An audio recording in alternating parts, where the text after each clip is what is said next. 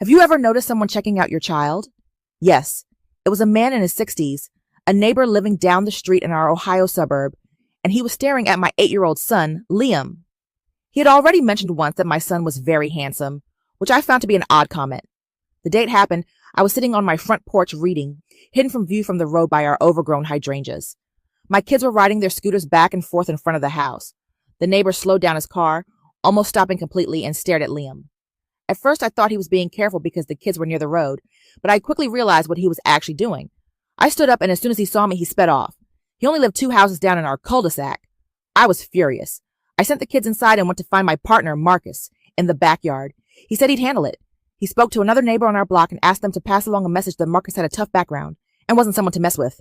A few weeks later, Marcus ran into the creepy neighbor at a local diner downtown. The man brought up the message, trying to laugh it off. Marcus made it very clear he wasn't joking. He told him I was furious and had already spoken to my brother, who was a local sheriff's deputy, about the situation. Then he told the man to stop using our street to commute and to come and go from the adjoining avenue near his house instead. We never had another problem.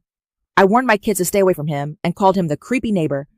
I never saw him drive by our house again, but I kept a close eye on him until he finally put his house on the market and moved away.